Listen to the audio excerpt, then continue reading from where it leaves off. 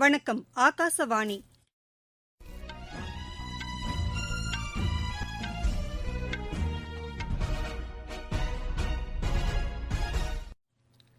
செய்திகள் வாசிப்பவர் கிருஷ்ணவேணி கோபியானந்த். தலைப்புச் செய்திகள்: கோவிட்-19க்கான தடுப்பூசி உள்ளிட்ட பல்வேறு விஷயங்கள் குறித்து பிரதமர் திரு நரேந்திரமோடி தலைமையில் அனைத்துக் கட்சிக் கூட்டம் காணொலி காட்சி வாயிலாக தற்போது நடைபெற்று வருகிறது.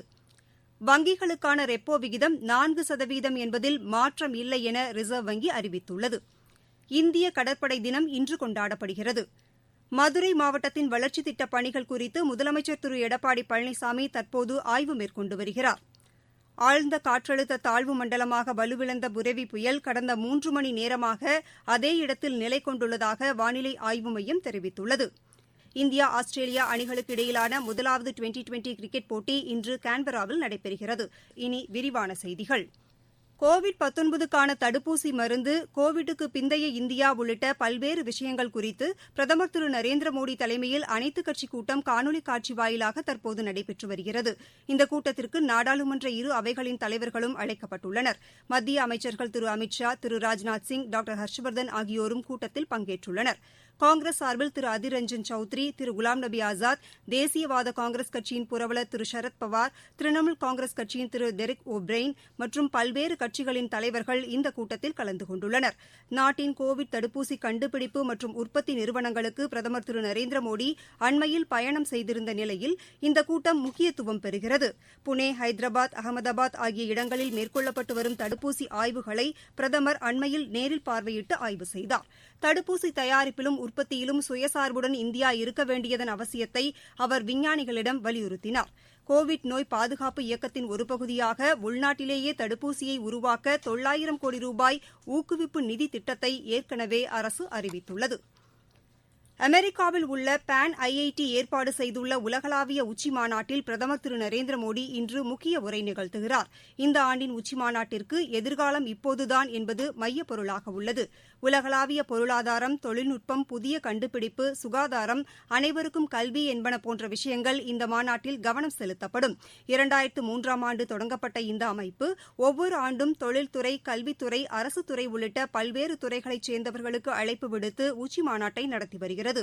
இந்திய தொழில்நுட்ப கல்விக் கழகத்தின் முன்னாள் மாணவர்கள் குழுவின் தன்னார்வலர்களால் அமெரிக்க பான் IIT அமைப்பு நடத்தப்படுகிறது.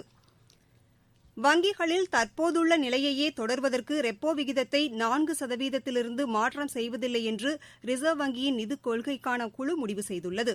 3 நாட்கள் நடைபெற்ற இந்த குழுவின் ஆய்வு முடிவுகளை ரிசர்வ் வங்கி கவர்னர் திரு சக்திகாந்த தாஸ் இன்று மும்பையில் அறிவித்தார்.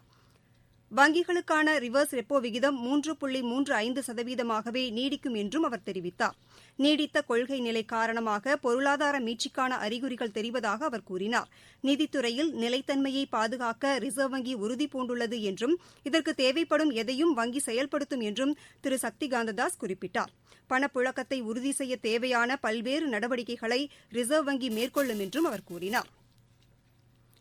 இந்திய கடற்படை தினம் இன்று கொண்டாடப்படுகிறது. 1971ஆம் ஆண்டு பாகிஸ்தானுக்கு எதிரான போரில் இதே நாளில் கராச்சி துறைமுகத்தில் 4 பாகிஸ்தான் கப்பல்களை இந்திய கடற்படை மூழ்கடித்து வெற்றி கொண்டதன் நினைவாக கடற்படை தினம் கொண்டாடப்படுகிறது.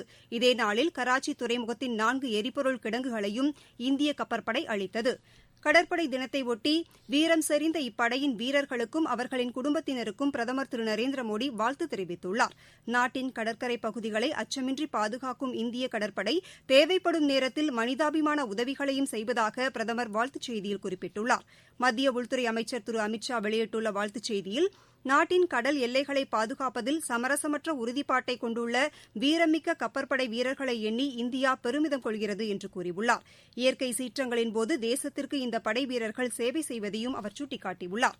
மத்திய தகவல் ஒலிபரப்புத்துறை அமைச்சர் திரு பிரகாஷ் ஜவடேக்கர் வெளியிட்டுள்ள வாழ்த்துச் செய்தியில் கப்பற்படையினரின் அசைக்க முடியாத துணிவை பாராட்டியுள்ளார். வருவாய் புலனாய்வு இயக்ககத்தின் 63வது அமைப்பு தினம் இன்று கொண்டாடப்படுகிறது. கோவிட்-19 நோய் தொற்று காரணமாக இந்த ஆண்டு காணொலி காட்சி மூலம் இந்த விழா கொண்டாடப்படுகிறது. மத்திய நிதியமைச்சர் திருமதி நிர்மலா சீதாராமன், நிதித்துறை இணையமைச்சர் திரு அனுராக் தாக்கூர் ஆகியோர் இந்த நிகழ்ச்சியில் பங்கேற்கின்றனர். இந்நாளையொட்டி வர்த்தக அடிப்படையிலான கருப்பு பண மாற்றம் என்பது குறித்த குழு விவாதத்திற்கும் காணொலி காட்சி மூலம் ஏற்பாடு செய்யப்பட்டுள்ளது. நீங்கள் கேட்டுக் கொண்டிருப்பது ஆகாசவாணியின் செய்தி அறிக்கை. கோவிட்-19ற்கு எதிரான போரில் நமக்கான 3 கவசங்கள்.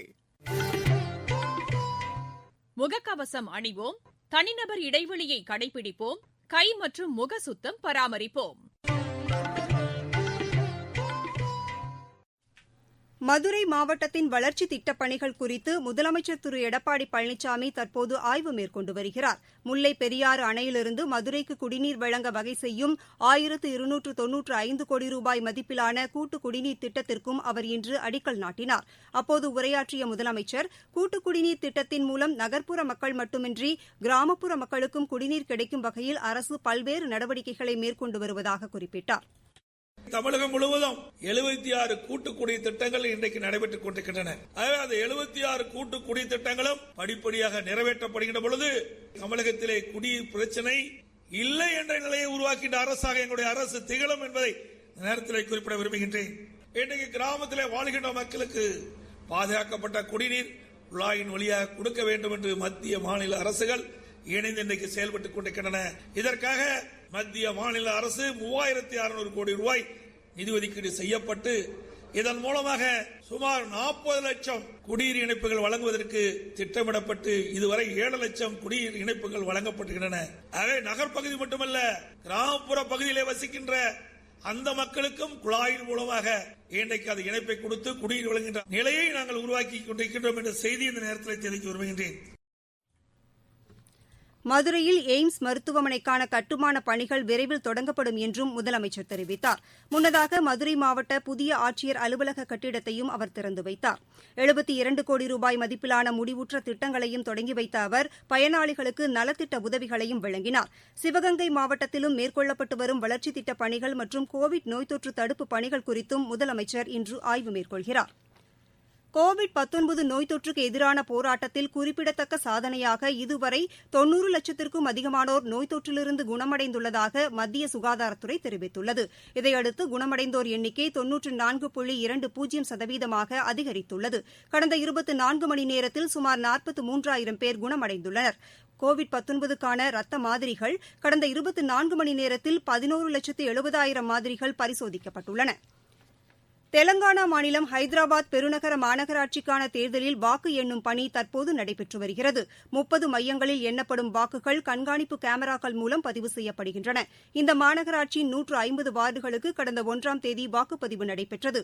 இந்த தேர்தலில் ஆளும் தெலங்கானா ராஷ்டிரிய சமிதி, பிஜேபி, காங்கிரஸ் உள்ளிட்ட கட்சிகள் போட்டியிட்டன. தற்போதைய நிலவரப்படி பிஜேபி 88 இடங்களில் முன்னணியில் உள்ளது.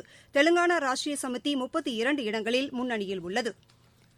ஆழ்ந்த காற்றழுத்த தாழ்வு மண்டலமாக வலுவிழந்த புரெவி புயல் அடுத்த சில மணி நேரத்தில் ராமநாதபுரம் தூத்துக்குடி இடையே கரையை கடக்கக்கூடும் என்று வானிலை ஆய்வு மையம் தெரிவித்துள்ளது. இந்த காற்றழுத்த தாழ்வு மண்டலம் கடந்த 3 மணி நேரமாக அதே இடத்தில் நிலை கொண்டுள்ளதாக சென்னை வானிலை ஆய்வு மையத்தின் துணை தலைமை இயக்குநர் திரு பாலச்சந்திரன் தெரிவித்துள்ளார். காற்றழுத்த தாழ்வு மண்டலமாக டிப்ரெஷனாக அதே பகுதியில் நிலவக்கூடும். பின்னர் தொடர்ந்து வலுவிழந்து ஆழ்ந்த காற்றழுத்த தாழ்வு பகுதியாக ராமநாதபுரம் பகுதி வழியாக மேற்கு தென்மேற்கு திசையில் மெதுவாக நகர்ந்து நாளை மாலை தெற்கு கேரள பகுதியை அடையக்கூடும். இதன் காரணமாக கடந்த 24 மணி நேரத்தில் தமிழகம் மற்றும் புதுவையில் பெரும்பாலான இடங்களில் மழை பெய்துள்ளது. அதிகபட்சமாக நாகை மாவட்டம் கொள்ளிடத்தில் 36 சென்டிமீட்டரும் சிதம்பரத்தில் 34 சென்டிமீட்டரும் மழை பெய்துள்ளது. கடந்த 24 மணி நேரத்தில் பதிவான மழை விவரங்களின் அடிப்படையில் 11 இடங்களில் அதி கனமழையும் 20 இடங்களில் மிக கனமழையும் சுமார் 50 இடங்களுக்கு மேல் கனமழையும் பதிவாகியுள்ளது. வடகிழக்கு பருவமழை மிக தீவிரமாக உள்ளது. கடந்த அக்டோபர் 1 முதல் இன்று வரையிலான காலகட்டத்தில் இயல்பு அளவு 373 மில்லிமீட்டர். இந்த காலகட்டத்தில் இப்போது பெய்துள்ள மழையின் அளவு 364 மில்லிமீட்டர். இது இயல்பை விட 2% குறைவு. இந்தியா ஆஸ்திரேலியா அணிகளுக்கு இடையிலான முதலாவது 2020 கிரிக்கெட் போட்டி இன்று நடைபெறுகிறது. கான்பெராவில் நடைபெறவுள்ள இப்போட்டி பிற்பகல் மணி 1:40க்கு தொடங்குகிறது. மீண்டும் தலைப்புச் செய்திகள். கோவிட்-19க்கான தடுப்பூசி உள்ளிட்ட பல்வேறு விஷயங்கள் குறித்து பிரதமர் திரு நரேந்திரமோடி தலைமையில் அனைத்துக் கட்சிக் கூட்டம் காணொலி காட்சி வாயிலாக தற்போது நடைபெற்று வருகிறது. வங்கிகளுக்கான ரெப்போ விகிதம் 4% என்பதில் மாற்றம் இல்லை என ரிசர்வ் வங்கி அறிவித்துள்ளது. இந்திய கடற்படை தினம் இன்று கொண்டாடப்படுகிறது. மதுரை மாவட்டத்தின் வளர்ச்சித் திட்டப் பணிகள் குறித்து முதலமைச்சர் திரு எடப்பாடி பழனிசாமி தற்போது ஆய்வு மேற்கொண்டு வருகிறார். ஆழ்ந்த காற்றழுத்த தாழ்வு மண்டலமாக வலுவிழந்த புரெவி புயல் கடந்த 3 மணி நேரமாக அதே இடத்தில் நிலை கொண்டுள்ளதாக வானிலை ஆய்வு மையம் தெரிவித்துள்ளது.